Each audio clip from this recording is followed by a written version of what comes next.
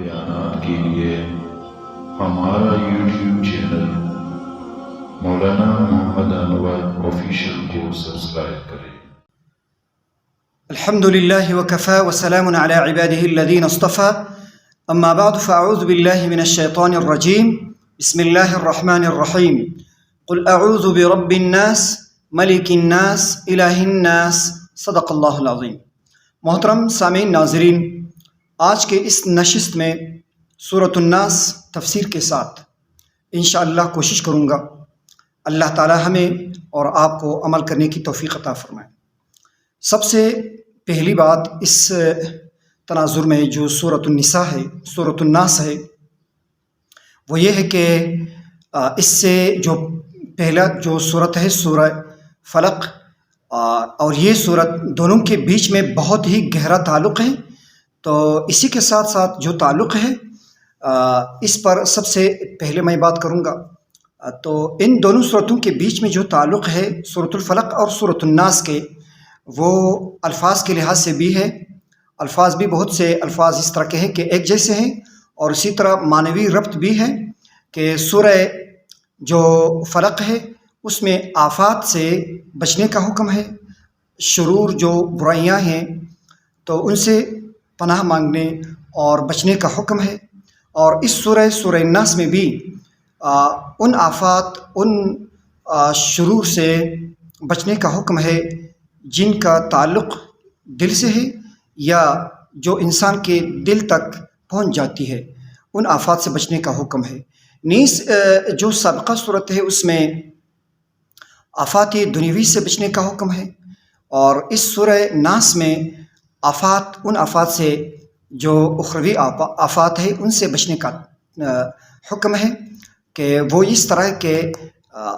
آفات اخرویت تو یہ ہے کہ انسان کی اگر یہ زندگی برباد ہو جائے، انسان کی اگر اس دنیا میں ایمان نہ ہو، اور انسان ایمان کے ساتھ ساتھ انسان کے اچھے اعمال نہ ہوں، تو اس بنیاد پر اس انسان کی جو زندگی ہے اخروی تو وہ برباد ہو جاتی ہے۔ تو اس بنا پر تو اعمال کو برباد کرنے والی جو چیز ہے، اور اسی طرح ایمان کو برباد کرنے والی جو چیز ہے وہ ہے شیطان، اور شیطان کی طرف سے وسوسہ۔ تو اس سورہ مبارکہ میں تو شیطان کی وسوسے سے بچنے کا حکم ہے۔ یہ ان دونوں کا جو بہت ہی گہرا تعلق ہے، اور اسی طرح دونوں کا شان نزول بھی ایک ہے، تو اس لحاظ سے بھی یہ دونوں صورتیں آپس میں بہت ہی جڑی ہوئی ہے۔ تو اسی سلسلے میں یہ ہے کہ سورۃ الناس جو ہے، اس میں یہ جو ناس کا جو لفظ ہے الناس، تو یہ مکرر آیا ہے 5 مرتبہ۔ تو ویسے ہی عام طور پر یہ جو تکرار ہے یہ اچھا نہیں سمجھا جاتا ہے۔ عربی زبان میں یہ قاعدہ ہے کہ اگر مدح و توصیف تعریف کا مقام ہو تو وہاں پر تکرار جو ہے اس میں حسن ہوتا ہے، اس میں شائستگی اور خوبصورتی اس تکرار کی وجہ سے آتی ہے۔ تو اس صورت میں جو خوبصورتی ہے، حسن ہے، شائستگی ہے، وہ یہ جو ناس کا جو لفظ ہے اس کی تکرار کی وجہ سے بھی ہے۔ اور اسی طرح بعض مفسرین وہ یہ لکھتے ہیں کہ جو ناس کا جو لفظ 5 مرتبہ اس سورۃ الناس میں آیا ہے، اس میں ہر مرتبہ جو ناس کا لفظ ہے اس کا الگ الگ مفہوم ہے، الگ الگ معنی ہے۔ یہ ایک نکتہ ہے اس میں، وہ یہ ہے کہ سب سے پہلے یہ جو قل اعوذ برب الناس جو پہلی مرتبہ آیا ہے یہ لفظ، تو یہ لفظ اس سے مراد ہے بچے مراد ہے۔ اس پر جو قرینہ ہے، دلیل ہے، وہ لفظ رب ہے، کیونکہ رب کا جو معنی ہے وہ تربیت دینا کی ہے، تو تربیت جو ہے بچوں کی زیادہ ضرورت ہوتی ہے، تو اس وجہ سے یہ برب الناس میں ناس سے مراد وہ بعض مفسرین لیتے ہیں کہ اس سے بچے مراد ہیں۔ اور اسی سے متصل جو آیا ہے ملک الناس، تو اس میں جو ناس ہے اس سے جوان لوگ مراد ہوتے ہیں، کیونکہ جوانی کے عالم میں جوانوں کو زیادہ تر ضرورت وہ نگرانی کی ہوتی ہے، تو وہ زیادہ اس کو مجبور ہوتے ہیں۔ تو جو ملک کا لفظ ہے وہ اس پر قرینہ ہے، دلیل ہے، کیونکہ جو سربراہ ہوتا ہے، نگران ہوتا ہے، تو وہ نگرانی ہی کرتا ہے، تو وہ نگرانی کرنے میں بہت ہی مددگار ہوتا ہے۔ تو جو تیسری آیت ہے الہ الناس، تو اس میں پھر ناس سے مراد بوڑھے لوگ ہوتے ہیں، زیادہ عمر والے لوگ مراد ہوتے ہیں، کیونکہ جو زیادہ عمر والے ہوتے ہیں وہ اکثر طور پر مسلمان پھر عبادات کی طرف زیادہ متوجہ ہو جاتے ہیں۔ تو اسی وجہ سے یہ جو الہ ہے تو یہ لفظ اس پر قرینہ ہے، دلیل ہے کہ وہ جو معبود ہے ہمارا، وہ الہ معبود الناس لوگوں کے، تو اس سے مراد بوڑھے لوگ ہوتے ہیں، زیادہ عمر رکھنے والے لوگ مراد ہوتے ہیں۔ اور اس کے بعد جو ناس کا لفظ آیا ہے الذی یوسوس فی صدور الناس، تو اس میں جو ناس لفظ ہے اس سے مراد مفسرین حضرات لیتے ہیں کہ صالحین، اچھے لوگ مراد ہوتے ہیں، کیونکہ یہ جو شیطان ہے خناس، وہ زیادہ تر دلوں میں جو بھید ڈالتا ہے، جو دلوں میں وسوسے ڈالتا ہے، تو وہ ان لوگوں کے دلوں پر کوشش کرتا ہے شیطان خناس، جو صالح ہوتے ہیں، جو اللہ کی طرف سیدھی راہ پر گامزن ہوتے ہیں، تو اس سے یہ مراد ہوتی ہے۔ تو آخر میں اس سورہ کے جو الناس کا جو لفظ ہے تو اس سے مراد فسادی لوگ ہوتے ہیں، کیونکہ ان لوگوں سے، انہی سے پناہ مانگنے کا حکم ہے۔ تو یہ بعض مفسرین یہ کہتے ہیں کہ یہ ہر مرتبہ جو آیا ہے یہ تکرار، اس میں ایک تو یہ حسن ہے، اور دوسری بات یہ ہے کہ ہر مرتبہ جو آیا ہے تو اس کا الگ الگ مفہوم بھی بنتا ہے۔ اور اسی کے ساتھ میں آپ کو بتاؤں کہ اس سورہ ناس کا جو ربط ہے سورہ فاتحہ کے ساتھ بھی ہے، بہت ہی گہرا ربط ہے۔ وہ یہ ہے کہ الفاتحہ جو قرآن مجید کا پہلا سورت ہے، جو بالکل شروع میں ہے، اس میں حمد و تعریف کے بعد استعانت، اللہ تعالیٰ سے مدد مانگنے کا، اور اسی طرح صراط مستقیم، ہدایت کا تلقین ہے کہ مسلمان ہر نماز میں، اور اسی طرح یہ بھی دعا بھی ہے، تو ہم یہ استعانت اور مدد اللہ تعالیٰ سے مانگتے ہیں سورہ فاتحہ میں، اور اسی طرح ہدایت مانگتے ہیں۔ تو یہ جو دو چیزیں ہیں، ہدایت اور استعانت، اللہ تعالیٰ سے مدد مانگنا، یہ دو اگر ان دونوں پر انسان اس دنیا میں چل پڑتا ہے، ان دونوں پر سیدھی راہ پر، ہدایت پر ہوتا ہے، تو خناس جو شیطان ہے اس کا کوشش ہوتا ہے کہ انسان کو استعانت سے بھی دور کر دے، اور اسی طرح چاہتا ہے خناس شیطان کہ وہ انسان کو سیدھی راہ سے، صراط مستقیم سے دور کر دے۔ تو اسی وجہ سے سورۃ الناس جو آخری سورت ہے، اس میں شیطان کے شر سے، شیطان کے اس وسوسے سے جو انسان کو سیدھی راہ سے ہٹاتا ہے، تو اس سے پناہ مانگنے کا حکم ہے۔ تو یہ بہت ہی گہرا تعلق ہے دونوں سورتوں کے، جو سورہ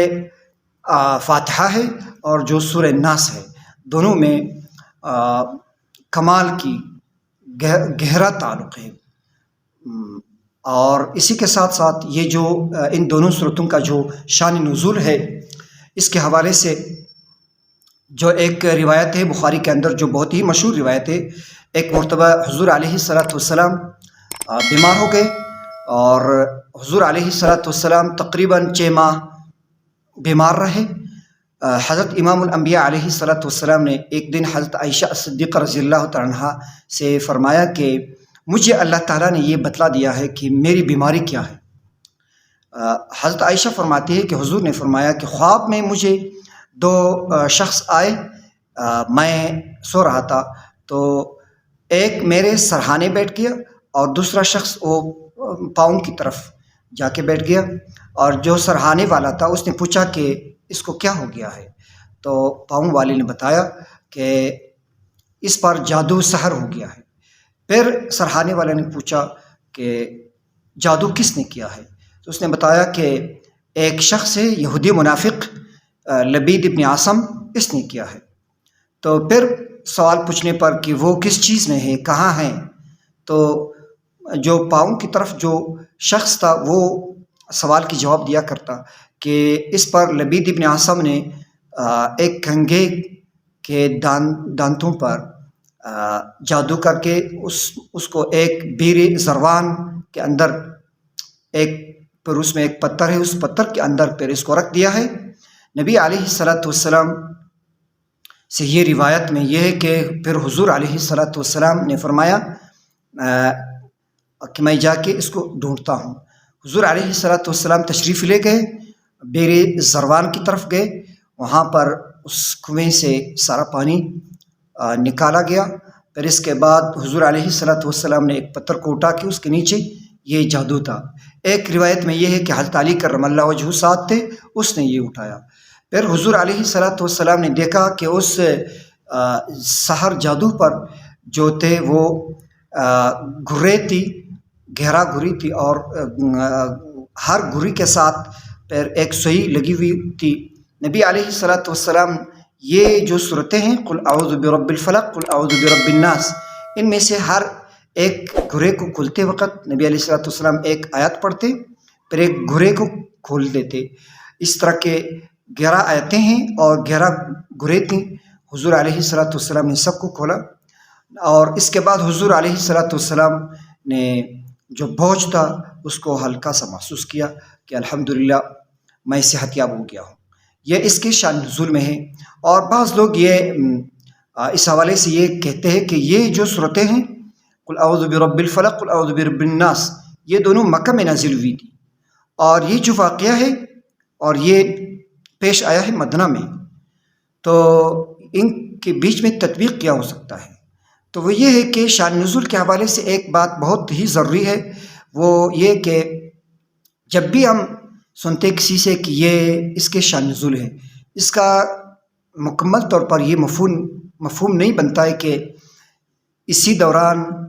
یہ واقعہ ہو گیا پھر یہ آیتیں یہ صورت نازل ہو گئی، اس طرح کی نہیں ہوتا ہے۔ کبھی کبھار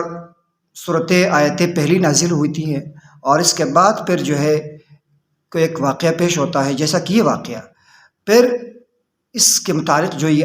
آیتیں ہیں یا صورتیں ہیں، تو وہ اس کو بتلانے یا اس پر عمل کرانے یا کرنے کی نوبت جو ہے وہ آتا ہے۔ اس میں بھی یہ ہے کہ صورتیں تو مکہ میں نازل ہوئی تھی اور واقعہ مدینہ میں پیش آیا، پر اس کے بعد حضور علیہ الصلاۃ والسلام نے یہ جو سرہانے اور پاؤں کی طرف جو فرشتے لوگوں کے شکل میں آئے تھے، تو ان کے یہ الفاظ بھی تھے کہ اس کا حل کیا ہے، تو اس نے یہ بتایا تھا کہ اس پر یہ صورتیں جو ہے وہ پڑھ کر یہ ان گھروں کو کھول دے۔ تو حضور علیہ الصلاۃ والسلام کو یہ تلقین کیا گیا تھا، نبی علیہ الصلاۃ والسلام کو یہ الہام کیا گیا تھا، پھر نبی علیہ الصلاۃ والسلام نے یہ آیاتیں اس پر پڑھی۔ تو یہ ایک شان نزول ہے اس کا، اور یہ اس صورت کے جو اندر جو حسن تھا، اور اس صورت میں یہ ہے کہ حضرت عائشہ رضی اللہ تعالیٰ عنہ، اور ایک روایت مسلم میں ہے حضرت ابن مسعود رضی اللہ تعالیٰ عنہ، تو یہ ان دو روایتوں میں یہ ہے کہ نبی علیہ الصلاۃ والسلام کا یہ معمول تھا رات کو سوتے وقت جب اپنی بستر پر تشریف لے آتے حضور علیہ الصلاۃ والسلام، پھر اس کے بعد معوذتین پڑھ لیتے، اپنے دونوں ہتھیلیوں پر پھونک کر اپنے جسم اطہر پر پھرتے تھے۔ یہ حضور علیہ الصلاۃ والسلام کا معمول تھا۔ یہ حدیث جو ہے صحیح ہے، اور مسلم شریف کے اندر بھی ہے، اور اسی طرح بخاری کے اندر بھی ہے۔ اللہ تعالی ہمیں ہر شر، ہر تکلیف، ہر آفت سے اللہ تعالی ہمیں بچائے، اور اسی طرح وہ لوگ اگر کسی مصیبت آفت میں ہیں، کسی تکلیف سے گزر رہا ہے کوئی، تو وہ ان صورتوں کو معمول بنا لے، اللہ تعالیٰ انشاءاللہ العزیز اس کو شفا دے گا۔ اللہ تعالیٰ شفا دے، اور ہم دعا بھی کرتے ہیں۔ وآخر دعوانا ان الحمد للہ رب العالمین۔